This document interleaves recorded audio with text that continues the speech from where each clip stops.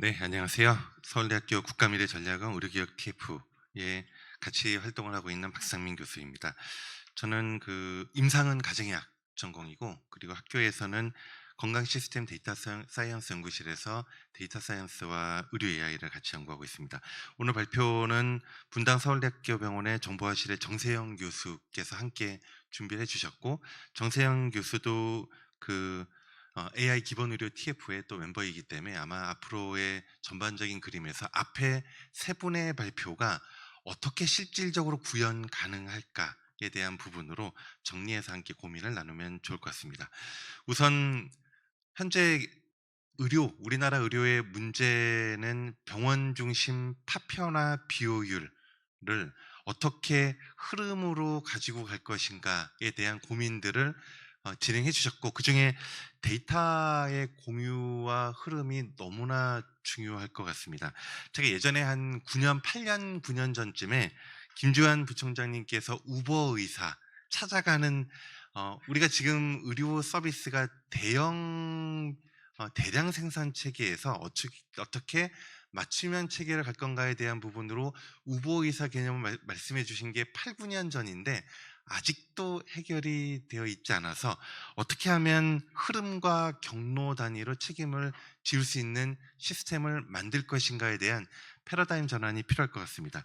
그 해당하는 부분들을 앞에 계신 세 분의 교수님의 내용들을 한번 정리해서 어떻게 구현 가능할까를 다시 한번 제안한다면, 첫 번째는 표준화된 인공지능 병원 정보 시스템, 아마 이번에 국공립의료기관 관련된 부분에 지원이 확장되고 있기 때문에 여기서부터 클라우드 베이스의 AI HS 시스템을 구현을 하고, 이를 토대로 해서 여러 국가 단위의 데이터베이스들이 있잖아요. 공단 데이터도 있고 심평원 데이터도 있고, 그다음에 국가암정보 관련된 파트의 데이터도 있고, 중앙등록본부 데이터, 통계청 사망정보, 이런 모든 데이터들을 연계한 국민건강 데이터 레이크하우스를 구축을 하고, 이를 토대로 해서 다양한 스타트업들이 현재 AI 솔루션, 디지털 스케어 솔루션들을 많이 생산하는데 어떻게 팩스와 EMR에 접목시켜서 일선에 뿌릴 것인가의 허들이 있기 때문에, 이런 부분을 플러그인 시스템을 어떻게 잘 구조할 것인가와 함께, 그리고 말씀해 주셨던 AI 코파일럿 시스템을 이 체계에 어떻게 구축할 것인가, 이를 패키지화해서 K-헬스 클라우드 시스템을 맞춘다면은 추후에 해외 수출 전략과 글로벌 표준을 선점하는 데도 유용하게 활용될 수 있으리라고 생각이 됩니다. 이를 위한 첫 번째는 인프라고, 인프라는 결국 클라우드 베이스 AI 병원 정보 시스템 분절화되어 있는 걸 어떻게 연결할 것인가와 함께 국민건강 데이터 레이크하우스를 로우 데이터부터 데이터 레이크하우스를 토대로 해서 서비스 레디 데이터를 만들 것인가에 대한 부분에 설계가 필요할 것 같고, 아마 첫 시작 시점은 국공립 의료기관 또는 지방의료원 관련된 파트부터 클라우드 베이스 HR 시스템을 도입하는 것이 1차 목표가 되지 않을까라고 생각을 하고 있습니다.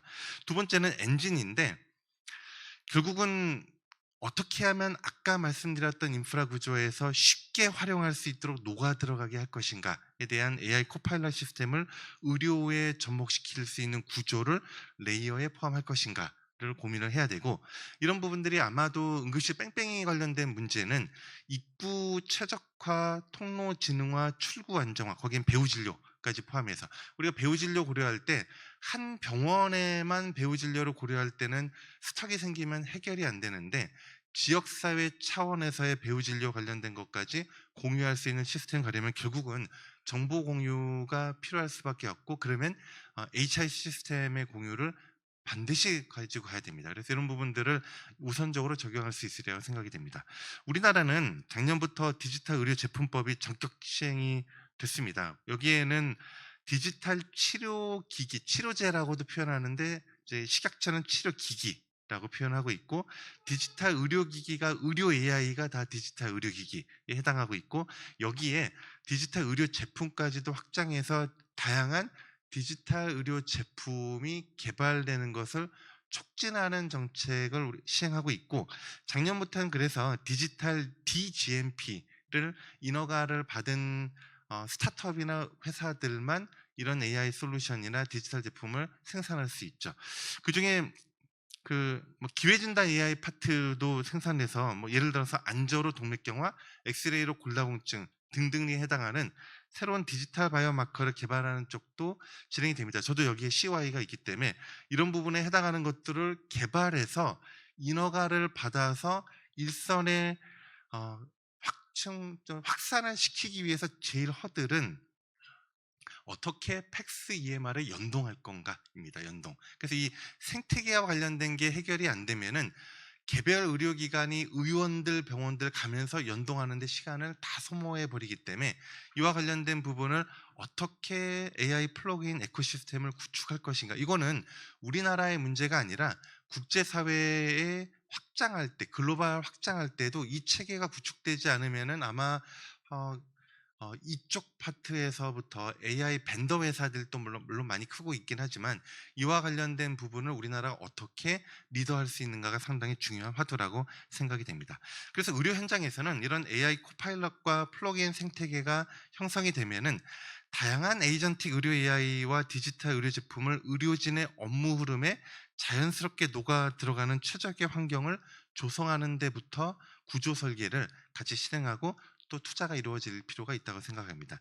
이게 형성이 되면은 패키지화된 KS 클라우드가 결국은 글로벌 리더십을 확보해서 수출, 패키지형 수출, 전체 해당하는 시스템 자체를 수출할 수가 있게 됐고 ODA하고도 연결을 시킬 수 있습니다. 개발도상국 같은데 파트너 국가들에게 전체 KS 클라우드 패키지를 지원하는 형태의 ODA 사업과도 관련될 수 있고 이런 부분들이 결국은 IT 강국을 넘어서서 의료 시스템의 선도국으로 도약하는데 중요한 화두가 될 수 있습니다. 그래서 실행 로드맵은 국공립 중심의 클라우드 AI HIS 도입, 국민건강 데이터 레이크하우스 검증과 확보를 토대로 해서 플러그인 시스템과 코파일럿 시스템을 개발을 해서 실행을 하게 되고 이런 걸 함께 모아서 패키지로 수출할 수 있는 구조로 하는 것이 단계별 확산 전략이라고 할 수 있겠습니다.